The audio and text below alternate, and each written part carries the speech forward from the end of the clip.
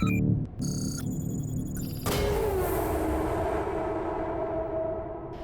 ഓരോ വർക്ക്ഷോപ്പിലും പോയിട്ട് അവർ ഓരോരോ ഐറ്റംസ് ഊരി നോക്കിയിട്ട് റീകണക്ട് ചെയ്തപ്പോൾ ഉണ്ടായിരുന്ന ഒരുപാട് എറർ കോഡുകൾ ഉണ്ടായിരുന്നു. ആ എറർ കോഡുകളെല്ലാം നമ്മൾ സ്കാനറിൽ ക്ലിയർ ചെയ്തു, ജസ്റ്റ് റീസെറ്റ് കൊടുത്തു, നമ്മുടെ ഫോൺ റീസെറ്റ് ചെയ്യുന്ന പോലെ തന്നെ. അപ്പം hi friends, welcome to my channel. അപ്പോൾ നമ്മൾ ഇന്ന് ഒരു തംബ്നെയിൽ കണ്ടിട്ടുണ്ടാവും. അപ്പോൾ അത് ചുമ്മാ പറഞ്ഞതല്ല, വെറും 6000 രൂപയ്ക്ക് ഫുൾ എൻജിൻ പണിയണം എന്ന് പറഞ്ഞ ഈ വണ്ടി, അതായത് ഏകദേശം 40,000 രൂപയുടെ മുകളിൽ കോസ്റ്റിൽ ഫുൾ എൻജിൻ പണിയണം എന്ന് പറഞ്ഞ ഈ ഒരു വാഹനം നമ്മൾ വെറും 6000 രൂപയ്ക്ക് എൻജിൻ പണിതു. അപ്പോൾ അതിൻ്റെ ഡീറ്റെയിൽസ് എങ്ങനെയെന്ന് പറയാം. ഫസ്റ്റ് ഈ വണ്ടിയുടെ കംപ്ലയിൻറ്റ്സ് പറഞ്ഞുതരാം. ഈ വണ്ടിയുടെ കംപ്ലയിൻറ്റ് എന്താണെന്ന് വെച്ചിട്ടുണ്ടെങ്കിൽ, ഈ വണ്ടി നമ്മുടെ ഒരു സബ്സ്ക്രൈബറുടെ വണ്ടിയാണ്. അപ്പോൾ ആൾ വർക്ക്ഷോപ്പിൽ കൊണ്ടുപോയി പണിയണം എന്ന് പറഞ്ഞു, അതായത് എറണാകുളം ജില്ലയിലെ ഒരു വർക്ക്ഷോപ്പിൽ കൊണ്ടുപോയപ്പോൾ അവർ ഇതിൻ്റെ കംപ്രഷൻ വീക്കാണ്, കംപ്രഷൻ ഇല്ല, സോ റിങ്സും പിസ്റ്റണൊക്കെ ചേഞ്ച് ചെയ്യണം, പിന്നെ എൻജിൻ ഫുൾ അഴിച്ച് പണിയണം എന്ന് പറഞ്ഞു. അപ്പോൾ അങ്ങനെ ഒരുപാട് ഇഷ്യൂസൊക്കെ പറഞ്ഞിട്ട് ഈ വണ്ടി ഇനി ഓടില്ല, ഇതിൻ്റെ എൻജിൻ പണിയണം എന്ന് പറഞ്ഞിട്ട് നമ്മുടെ കയ്യിൽ കൊണ്ടുവന്ന വണ്ടിയാണ്. അപ്പോൾ ഈ വണ്ടിക്ക് കസ്റ്റമർക്ക് പ്രശ്നം എന്താ വെച്ചിട്ടുണ്ടെങ്കിൽ, വണ്ടി സ്റ്റാർട്ട് ചെയ്തിട്ട് കുറച്ച് ദൂരം ഓടിക്കഴിഞ്ഞ് ആക്സിലറേഷൻ ഒന്ന് കൂട്ടി കഴിയുമ്പോൾ സർവീസ് വാർണിംഗ് ലൈറ്റും എൻജിൻ വാർണിംഗ് ലൈറ്റും കത്തും, വണ്ടിയുടെ പവർ ഫുൾ ലോസ് ആവും, വണ്ടി പിന്നെ വളരെ സ്ലോ ആയിട്ടേ ഓടുള്ളൂ, പിന്നെ ഓഫായി പോയി കഴിഞ്ഞാൽ ഓണാവാൻ കുറേ ടൈം എടുക്കും. അതായത് ലോങ് ക്രാങ്കിങ് എന്ന് പറയും. ക്രാങ്ക് ചെയ്തിട്ടുണ്ടെങ്കിൽ കുറേ നേരം, ഒരു 1 2 3 4 5 6 7 8 9 കഴിയുമ്പോൾ പതുക്കെ സ്റ്റഡിയാവും. അപ്പോൾ അങ്ങനെ ഒരുപാട് ഇഷ്യൂസ് ഈ വണ്ടിക്ക് ഉണ്ടായിരുന്നു. അപ്പോൾ ഈ വണ്ടിയുടെ എക്സാക്റ്റ് പ്രോബ്ലം എന്താണെന്ന് അറിയാനായിട്ട് നമ്മൾ നമ്മുടേതായ വഴിക്ക് ഓരോന്നായിട്ട് ചെക്ക് ചെയ്ത് നോക്കി. അപ്പുറം ഈ വണ്ടി എൻജിൻ പണിയണം എന്ന് പറഞ്ഞ് മെക്കാനിക്സ് തള്ളിയ വണ്ടിയായിരുന്നു. ബീറ്റ് ഉപയോഗിക്കുന്ന ഒരുപാട് പേരുണ്ടാവും. ബീറ്റ് ഉപയോഗിക്കുന്ന ഒരുപാട് പേർക്ക് സ്ഥിരമായിട്ട് യൂഷ്വലി വരാറുള്ള കംപ്ലയിൻ്റ് ആണ്.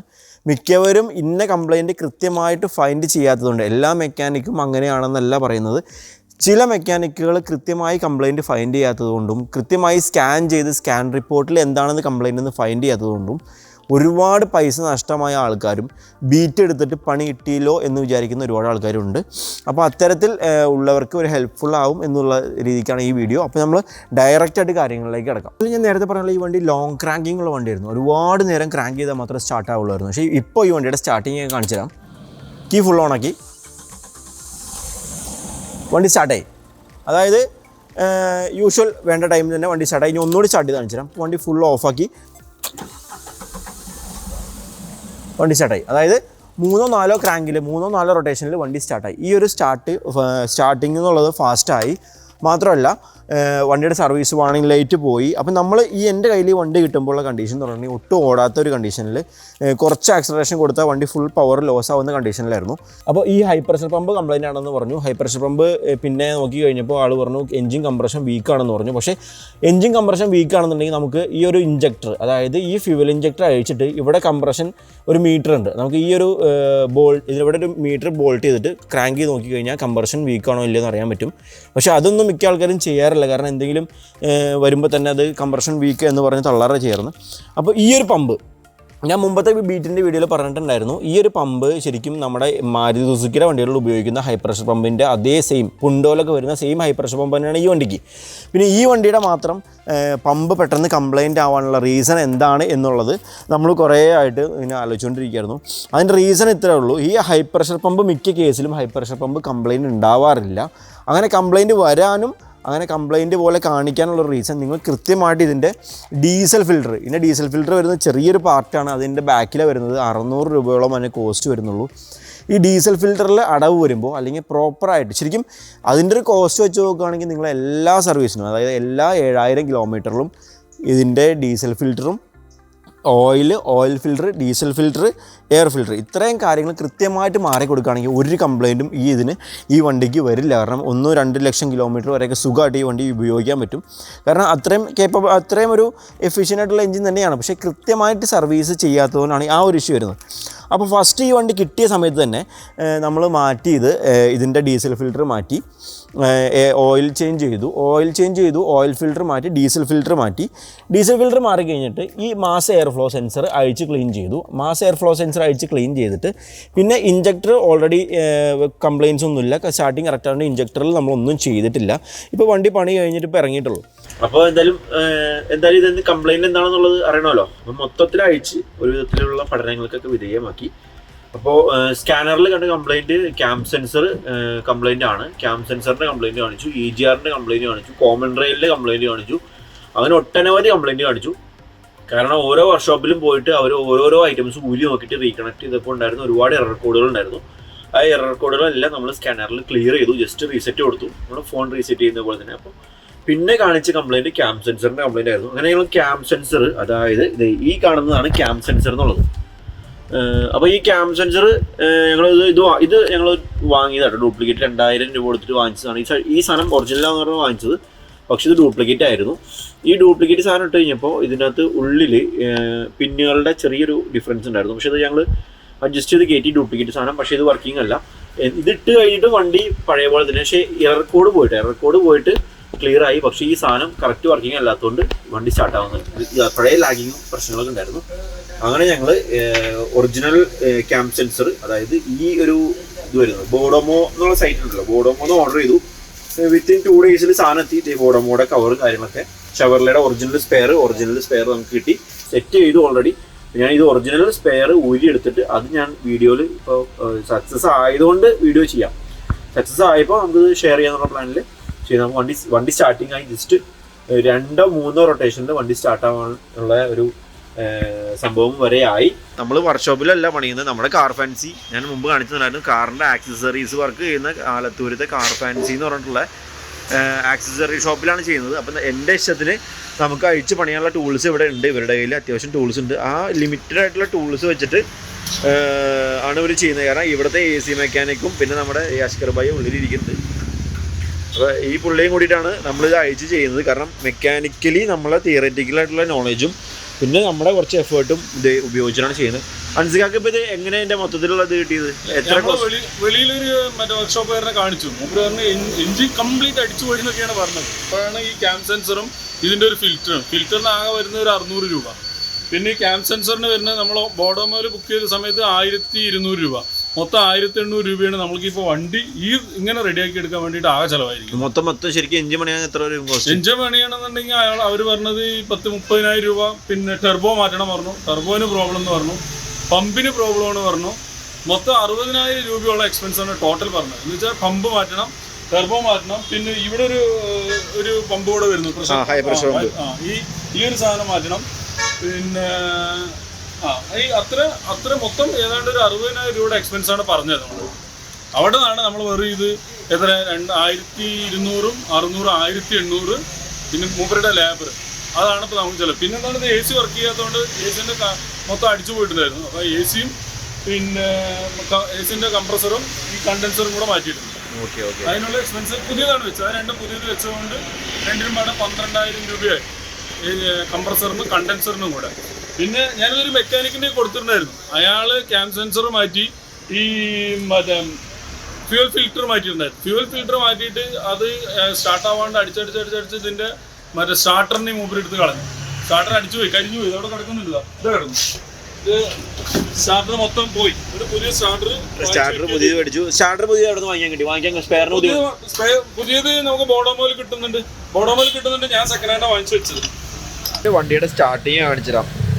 ഒരുപാട് നേരം അടിച്ച് സ്റ്റാർട്ട് ആയിക്കൊണ്ടിരുന്ന വണ്ടിയാണ്.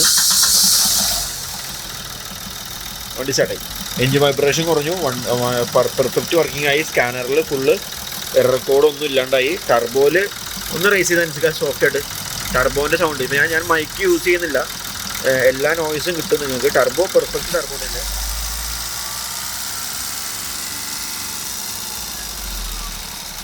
ടർബോ നോയ്സ് ഒന്നും ഇല്ല, ഇഞ്ചക്ടർ നോയ്സോ ബാക്കി കാര്യങ്ങളൊന്നും ഇല്ല. അത്യാവശ്യം നല്ല പെർഫെക്റ്റ് ആണ്. ഇത് കണക്ട് ചെയ്യുന്ന ആ പിന്നിൻ്റെ അവിടെ ചെറിയ വ്യത്യാസമുണ്ട്. കാരണം ഈ ഒരു സെൻസർ ഒറിജിനൽ ഇട്ട് സ്കാൻ ചെയ്ത് അതിൻ്റെ എറർ കോഡ് ക്ലിയർ ചെയ്തതോടുകൂടി വണ്ടിയുടെ സ്റ്റാർട്ടിങ്ങും ഫാസ്റ്റായി. പിന്നെ ഈ ഹൈ പ്രഷർ പമ്പിലേക്ക് വരുന്ന ഡീസലിൻ്റെ അളവ് വളരെ കുറവായി. കാരണം ഈ ഫ്യൂവൽ ഫിൽറ്റർ അടഞ്ഞിരിക്കുന്നത് കൊണ്ട് ഈ ഹൈ പ്രഷർ പമ്പിലേക്ക് വരുന്ന ഫ്യൂവലിൻ്റെ എമൗണ്ട് കുറവായിരുന്നു. അത് അത്രയും സ്ട്രെയിൻ ചെയ്ത് വലിച്ചുകൊണ്ടിരുന്നത് കൊണ്ടാണ് ഈ മൊത്തം പമ്പ് ഹൈ പ്രഷർ പമ്പിലേക്ക് വരുന്ന ഫ്യൂവലിൻ്റെ എമൗണ്ട് കറക്റ്റ് ആണെങ്കിലല്ലേ അതിന് അത്രയും പ്രഷറിൽ ഇഞ്ചക്ടറിലേക്ക് കൊടുക്കാൻ പറ്റുള്ളൂ. അപ്പോൾ ആ ഒരു ഡിലേ വന്നു. മാത്രമല്ല നമ്മളിതിൻ്റെ EGR അസംബ്ലി മുഴുവൻ അയച്ച് EGR അസംബ്ലി മുഴുവൻ അയച്ച് ക്ലീൻ ചെയ്തു. അതുപോലെ തന്നെ മാസ് എയർ ഫ്ലോ സെൻസറും അയച്ച് ക്ലീൻ ചെയ്തു. എയർ ഫിൽറ്റർ മാറി, എല്ലാം മാറിക്കഴിഞ്ഞ് സ്കാൻ ചെയ്ത് കഴിഞ്ഞപ്പോൾ വണ്ടിയുടെ സ്റ്റാർട്ടിങ് പക്കയായി. ശരിക്കും ഇത്രയും ചെറിയൊരു കംപ്ലയിൻറ്റ് ആണ് ഈ വണ്ടിക്ക് ഉണ്ടായിരുന്നുള്ളൂ. ഈ ഒരു കംപ്ലയിൻറ്റ് കൃത്യമായിട്ട് ഫൈൻഡ് ചെയ്യാത്തത് കൊണ്ടാണ് നമുക്ക് ഈ വണ്ടി എൻജിൻ പണിയണം. കാരണം എൻജിൻ പണി അന്ത്യശാസനം കൊടുത്തു മെക്കാനിക്ക്, ഈ വണ്ടി എൻജിൻ പണിയാണ്ട് ഇനി രക്ഷയില്ലാന്ന്. അതുപോലെ തന്നെ EGR കാര്യങ്ങളെല്ലാം കൂടി ക്ലീൻ ചെയ്യാനായിട്ട് 2500 രൂപയോളം കോസ്റ്റ് വന്നു. പിന്നെ അതിനകത്ത് തന്നെ ഇതൊക്കെ ഈ ഒരു എയർ ഫ്ലോ സെൻസർ കാര്യങ്ങളൊക്കെ ക്ലീൻ ചെയ്യാൻ വന്നു. 550 രൂപ 600 രൂപയോളം നമുക്ക് ഫ്യൂവൽ ഫിൽറ്റർ വന്നു. അതിനുശേഷം ഈ ഫ്യൂവൽ ഫിൽറ്റർ മാറിയത് കൂടാണ്ട് ടാങ്ക് അഴിച്ച് ക്ലീൻ ചെയ്ത് ഒരു 500 രൂപയോളം നമ്മൾ ഇതിനകത്ത് ഫ്യൂവൽ ഫുള്ള് ഫില്ല് ചെയ്തു. അത് കഴിഞ്ഞിട്ട് ഇപ്പോൾ ഒരു 100-150 കിലോമീറ്റർ ഓടിച്ചു. വണ്ടി പെർഫെക്റ്റ്ലി ഓൾറൈറ്റ് ആണ്, ഒരു കംപ്ലൈൻറ്റും ഇല്ല. അതുപോലെ തന്നെ ഈ വണ്ടിക്ക് നമുക്ക് എല്ലാ വണ്ടിക്കും കുറച്ച് കിലോമീറ്റർ ഓടുമ്പോൾ തന്നെ നമുക്ക് ഈ ഡിപ്സ്റ്റിക്ക് വലിച്ചു നോക്കി കഴിഞ്ഞാൽ ഇതിൻ്റെ ഉള്ളിൽ കൂടെ എയർ വരുന്നത് കാണാം. എന്ന് വെച്ചിട്ടുണ്ടെങ്കിൽ ഈ വണ്ടിക്കും അത് അത്യാവശ്യം നല്ലോണം ഉണ്ടായിരുന്നു. പക്ഷേ ഈ ഒരു വർക്ക് ചെയ്ത് കഴിഞ്ഞപ്പോൾ ചെറിയൊരു സമാധാനം ഉണ്ട്. പക്ഷേ ഈ ഇവിടെ നിന്ന് വരുന്ന ബാക്ക് കംപ്രഷൻ മാറാനുള്ള യാതൊരു വിധത്തിലുള്ള കാര്യങ്ങളും നമ്മൾ ചെയ്തിട്ടില്ല. നമ്മൾ ചെയ്ത വർക്കുകളൊന്നും ബാക്ക് കംപ്രഷനെ സ്റ്റോപ്പ് ചെയ്യാനുള്ള ഒന്നും ചെയ്തിട്ടില്ല. പക്ഷെ നമ്മൾ EGR ക്ലീൻ ചെയ്തപ്പോൾ എന്തോ അതിൻ്റെ എമൗണ്ട് ചെറിയ രീതിയിൽ ഇപ്പോൾ ഒരു ചെറിയൊരു ഫ്യൂംസ് മാത്രമേ വരുന്നുള്ളൂ. ആ ഫ്യൂംസ് വരാനുള്ള റീസൺ എന്താണെന്നുള്ളത് നമ്മൾ കുറേ നാളായിട്ട് വിചാരിച്ചുകൊണ്ടിരിക്കുകയായിരുന്നു. അതിൻ്റെ റീസൺ എന്താണെന്ന് വെച്ചിട്ടുണ്ടെങ്കിൽ എൻജിൻ പിസ്റ്റൺ റിങ്സ് വീക്കാവുമ്പോഴോ അല്ലെങ്കിൽ പിസ്റ്റൺ വീക്കാവുമ്പോഴോ റിങ്സ് വീക്കാവുമ്പോഴോ സിലിണ്ടറിൽ എന്തെങ്കിലും ഡാമേജസ് ഉണ്ടാകുമ്പോഴോ ആണ് നോർമലി ഈ ഒരു കംപ്ലയിൻറ്റ് വരിക എന്നുള്ളത് അറിയാലോ. പക്ഷേ ഈ ബീറ്റ് അല്ലെങ്കിൽ ഫോക്സ് വാഗൻ്റെ വണ്ടികൾ എനിക്ക് അത് ക്ലിയറായിട്ട് ആധികാരികമായി പറയാനുള്ളൊരു കണ്ടീഷൻ ആയിട്ടില്ല. ഈ ബീറ്റിൻ്റെ അകത്ത് ഇതിൻ്റെ ബാക്കിലൊരു വാക്വം ഫിൽറ്റർ ഉണ്ട്. ഇതിൻ്റെ ബാക്കിൽ, അതായത് എൻജിൻ്റെ ഉള്ളിൽ നമ്മൾ എൻജിൻ പിസ്റ്റൺ മുകളിലേക്കും താഴേക്കും വർക്ക് ചെയ്യില്ല. അതായത് പിസ്റ്റൺ ഇങ്ങനെ പൊങ്ങിയും താഴ്ന്നും വർക്ക് ചെയ്തുകൊണ്ടിരിക്കും. ആ മുകളിലേക്ക് ഉണ്ടാകുന്ന കംപ്രഷൻ പോലെ തന്നെ അടിയിലേക്കും കുറച്ച് കംപ്രഷൻ ഉണ്ടാകുന്നുണ്ട്. അതുകൊണ്ടാണ് നമ്മൾ ഈ ഓയിൽ ക്യാപ്പ് തുറക്കുമ്പോഴും അല്ലെങ്കിൽ ഡിപ്സ്റ്റിക്ക് ഈ ഓയിൽ ക്യാപ്പൊക്കെ തുറക്കുമ്പോൾ ചെറിയൊരു എയർ സർക്കുലേഷൻ അതിൻ്റെ ഉള്ളിൽ ഉണ്ടാവാറുണ്ട്. പക്ഷേ ഇങ്ങനെ ഉണ്ടാകുന്ന എക്സസ് എയർ, അത് ഈ ഒരു ബ്രീത്തിങ് എയർ അല്ലെങ്കിൽ ഈ എക്സസ് ഉണ്ടാകുന്ന എൻജിൻ്റെ ഉള്ളിൽ, അതായത് ഓയിലിൽ കിടന്നിട്ട് പാർട്സ്, ഇതിൻ്റെ എൻജിൻ പാർട്സുകൾ ക്രാങ്കൊക്കെ വർക്ക് ചെയ്യുമ്പോൾ ഉണ്ടാകുന്ന ആ മുകളിലേക്കും താഴേക്കും ഒരു പ്രഷർ ഉണ്ടാകുന്നുണ്ട്, മുകളിലേക്കും പിസ്റ്റൺ പൊങ്ങുന്നുണ്ട്. അപ്പോൾ എൻജിൻ്റെ മുകളിലേക്കുള്ള കംപ്രഷൻ പോലെ തന്നെ താഴത്തേക്ക് ഉണ്ടാകുന്ന എൻജിൻ്റെ ഉള്ളിൽ വരുന്ന എയറിനെല്ലാം ക്യാം ഫിൽറ്റർ എന്ന് പറഞ്ഞ ഫിൽറ്റർ, അതായത് ഈ എൻജിൻ്റെ ബാക്ക് സൈഡിലാണ് വരുന്നത് ക്യാം ഫിൽറ്റർ വരുന്നത്. അപ്പോൾ ഈ ക്യാം ഫിൽറ്റർ ചെയ്തിട്ട് അത് ഇൻലെറ്റ് മാനിഫോൾഡിലേക്ക് കൊടുക്കും. ഇൻലെറ്റ് മാനിഫോൾഡിൽ നിന്ന് അത് ഇങ്ങനെ ബാക്കി പ്രോസസ്സിലേക്ക് റൊട്ടേഷൻ ചെയ്തുകൊണ്ട് പോവുകയും ചെയ്യും. പക്ഷേ അങ്ങനെ ആ ഇൻലെറ്റ് മാനിഫോൾഡിലേക്ക് കൊടുക്കുന്ന ആ എയർ ഫിൽറ്റർ ചെയ്തിട്ട് അതിനകത്തുള്ള കണ്ടൻറ്റ്, അതായത് ഓയിൽ കണ്ടൻറ്റ്, അങ്ങനെയുള്ള എക്സ്ട്രാ പാർട്ടിക്കിൾസ് ഫിൽറ്റർ ചെയ്യാനാണ് ആ ഫിൽറ്റർ യൂസ് ചെയ്യുന്നത്. ഈ ഫിൽറ്റർ പ്രോപ്പറായിട്ട് റീപ്ലേസ് ചെയ്യാണ്ട് വരുമ്പോൾ, കാരണം ഫിൽറ്ററിന് ചെറിയ പൈസയേ ഉള്ളൂ, 300 രൂപയോ താഴെ 250 ആ റേഞ്ചൊക്കെ വരുന്നുള്ളൂ. പക്ഷേ ആ ഫിൽറ്റർ റീപ്ലേസ് ചെയ്യണമെങ്കിൽ ടൈമിംഗ് ലോക്ക് ചെയ്ത് ഈ എൻജിൻ അഴിച്ച് ഇതിൻ്റെ ബാക്ക് സൈഡിൽ നിന്ന് ആ ഫിൽറ്റർ മാറണമെന്നുണ്ടെങ്കിൽ റാമ്പ് കാര്യങ്ങളൊക്കെ ഉണ്ടെന്നുണ്ടെങ്കിൽ നമുക്കൊരു സിമ്പിളായിട്ട് മാറാം. പക്ഷേ കുറച്ച് എഫേർട്ട് എടുക്കേണ്ട വർക്കാണത്. ആ ഒരു ഫിൽറ്റർ 25,000 കിലോമീറ്ററിൽ അല്ലാന്നുണ്ടെങ്കിൽ ഒരു 30,000 കിലോമീറ്ററിലെങ്കിലും കൃത്യമായി മാറിക്കൊടുക്കുകയാണെങ്കിൽ ഈ വണ്ടി 1,00,000 കിലോമീറ്ററോ 2,00,000 കിലോമീറ്ററോ 3,00,000 കിലോമീറ്ററോ 2,00,000 കിലോമീറ്ററൊക്കെ എന്തായാലും ഓടും. മാത്രമല്ല കൃത്യമായിട്ട് എല്ലാ സർവീസിലും ഇതിൻ്റെ ഫ്യൂവൽ ഫിൽറ്റർ, അതായത് ഡീസൽ ഫിൽറ്റർ കൃത്യമായിട്ട് ചേഞ്ച് ചെയ്ത് കൊടുക്കുമ്പോൾ, കാരണം ഈ ഡീസൽ ഫിൽറ്റർ ചേഞ്ച് ചെയ്ത് കൊടുക്കാണ്ട് വരുമ്പോഴാണ് നമുക്ക് ഈ ഒരു ഹൈ പ്രഷർ പമ്പ് കംപ്ലൈൻറ്റ് വരുന്നത്. കാരണം നമ്മുടെ മാരുതി സുസുക്കിയിലൊക്കെ യൂസ് ചെയ്യുന്ന വണ്ടികൾക്കും പുണ്ടോയ്ക്കൊക്കെ വരുന്നത് ഈ സെയിം പുണ്ടോൻ്റെ സാധനം അഴിച്ചിട്ട് ഇതിനകത്ത് ഇട്ടിട്ടുണ്ടെങ്കിൽ വർക്ക് ചെയ്യും. കാരണം അത്രയും സെയിം കമ്പനി, ബോഷിൻ്റെ എല്ലാം സെയിമാണ്. പക്ഷേ ഇതിന് മാത്രം എന്ത് കംപ്ലൈൻറ്റ് വരുന്നത് എന്നുള്ളത് ഞാൻ എപ്പോഴും ചിന്തിച്ചുകൊണ്ടിരുന്ന കാര്യമാണ്. അപ്പോൾ ഇതിനകത്ത് ചെറിയൊരു ഫിൽറ്റർ വരുന്നത്, മാരുതി സുസുക്കിയിലൊക്കെ നമ്മൾ പുണ്ടോൻ്റെ നോക്കിയാൽ അറിയാൻ പറ്റും, ഒരു വലിയൊരു ബീക്കറിനകത്ത് വലിയൊരു ഫിൽറ്ററും സെറ്റപ്പൊക്കെ ആയിട്ടാണ് അത് വരുന്നത്. ഇതിനകത്ത് ഇത്ര ഉള്ള ഒരു ഫ്യൂൽ ഫിൽറ്ററാണ് വരുന്നത്. അതും ഒരു സിമ്പിൾ മെക്കാനിസം ഉള്ളത്. അപ്പോൾ അത് കൃത്യമായി ചേഞ്ച് ചെയ്ത് കൊടുത്തുകൊണ്ടിരുന്നിട്ടുണ്ടെങ്കിൽ ഈ ഒരു ഹൈ പ്രഷർ പമ്പിന് ഡാമേജസ് വരില്ല. ഹൈ പ്രഷർ പമ്പിന് ഡാമേജസ് വരാത്തിടത്തോളം പെർഫെക്റ്റായിട്ട് വർക്ക് ചെയ്ത് പെർഫെക്റ്റായിട്ട് പ്യുവർ ഫ്യൂവലാണ് പോകുന്നതെന്നുണ്ടെങ്കിൽ ഒരിക്കലും ഇഞ്ചക്ടറിന് കംപ്ലയിൻറ്റ് വരില്ല. കൃത്യമായിട്ട് ഈ ക്യാം ഫിൽറ്റർ ചേഞ്ച് ചെയ്ത് കൊടുക്കുകയാണെന്നുണ്ടെങ്കിൽ നമുക്ക് ആ സ്റ്റാർട്ടിങ്ങിൽ ഉണ്ടാകുന്ന ഡിലേ, ബാക്ക് കംപ്രഷനൊക്കെ നമുക്ക് ഒഴിവാക്കാൻ പറ്റും. അല്ലാണ്ട് ഒരു വണ്ടിയും 50,000 കിലോമീറ്റർ ഓടുമ്പോഴേക്കും ബാക്ക് കംപ്രഷൻ അടിച്ച് വരുന്ന ഇഷ്യൂസൊന്നും ഉണ്ടാവില്ല. കാരണം ഈ ബാക്ക് കംപ്രഷൻ വരുമ്പോൾ മിക്ക മെക്കാനിക്കും പറയും ബീറ്റിന് ചെറുതായിട്ട് ബാക്ക് കംപ്രഷൻ ഉണ്ടാകും, അത് കാര്യമില്ല, ഓടിക്കോളൂ എന്ന് പറയും. അത് അങ്ങനെ വെച്ച് കാലങ്ങളോളം ഓടിച്ചു കഴിഞ്ഞ് ഈ ഒരു ക്യാം ഫിൽറ്റർ ഫുള്ളായിട്ട് ബ്ലോക്കായി കഴിയുമ്പോൾ പിന്നെ ഓയിലടിച്ച് പുറത്തേക്ക് വരാൻ തുടങ്ങും. പിന്നെ ഈ പ്രഷർ കൂടുമ്പോൾ ഓയിൽ കയറി കത്താൻ തുടങ്ങും. അപ്പോൾ അങ്ങനെ ഒരുപാട് ഇഷ്യൂസ് ഉണ്ടാകുന്നുണ്ട്. അപ്പോൾ ശരിക്കും കൃത്യമായി വണ്ടിക്ക് എന്താണ് പ്രോബ്ലം എന്ന് കണ്ട് ഫൈൻഡ് ചെയ്തിട്ട് നമ്മളതിന് സോൾവ് ചെയ്യാൻ ശ്രമിച്ചിട്ടുണ്ടെങ്കിൽ ചിലപ്പോൾ നമ്മുടെ വണ്ടിക്ക് 50,000 1 ലക്ഷം രൂപയൊക്കെ പറയുന്ന കംപ്ലയിൻറ്റ്സ് വെറും നിസാര എമൗണ്ടിൽ നമുക്ക് ക്ലിയർ ചെയ്യാൻ പറ്റുന്നതേ ഉള്ളൂ. അപ്പോൾ നമ്മൾ ഈ വണ്ടി ശരിക്കും പറഞ്ഞിട്ടുണ്ടെങ്കിൽ വെറും 6,000 രൂപയ്ക്ക് ഫുള്ളായിട്ട് എൻജിൻ പണി ചെയ്യേണ്ട വണ്ടി ചെയ്ത് റെഡിയാക്കി ഇപ്പോൾ ഓടിച്ചുകൊണ്ടിരിക്കുന്നു. യാതൊരു കംപ്ലയിൻറ്റ്സും ഇല്ല. ബീറ്റുള്ളവർ എന്തെങ്കിലും ഒരു കംപ്ലയിൻറ്റ് കാണുമ്പോൾ തന്നെ ടെൻഷൻ അടിച്ച് വണ്ടി വിൽക്കുകയോ അല്ലെങ്കിൽ ഒരുപാട് പൈസ ഇൻവെസ്റ്റ് ചെയ്യുകയോ ചെയ്യേണ്ട. കൃത്യമായി എന്താണ് കംപ്ലയിൻറ്റ് എന്ന് മനസ്സിലാക്കി പണിയുക. അത് ഈ വണ്ടിയാണെന്നല്ല, ഏത് വണ്ടിയാണെങ്കിലും നമുക്ക് മെയിൻ്റനൻസ് കോസ്റ്റും ലാഭിക്കാൻ പറ്റും, ബാക്കി കാര്യങ്ങളും എല്ലാം നമുക്ക് ചെയ്യാൻ പറ്റും. അപ്പോൾ ഈ വീഡിയോ ബീറ്റുള്ളവർക്കാണെങ്കിലും ഇല്ലാത്തവർക്കാണെങ്കിലും യൂസ്ഫുള്ളായി എന്ന് വിചാരിക്കുന്നു. ഒട്ടനേകം അനവധി ഒരുപാട് നല്ല ഇൻഫോർമേറ്റീവായിട്ടുള്ള വീഡിയോസ് നമ്മൾ ചെയ്ത് സക്സസ് ആയിട്ടുള്ള വർക്കുകളുടെ വീഡിയോസ് ആണെങ്കിലും എല്ലാം ഒരുപാട് വീഡിയോസ് നമ്മൾ അപ്ലോഡ് ചെയ്യുന്നുണ്ട്. അപ്പോൾ എല്ലാവരും മറക്കാതെ കാണുക, മറക്കാതെ സബ്സ്ക്രൈബ് ചെയ്യുക. അപ്പോൾ വീണ്ടും കാണും വരെ ബൈ.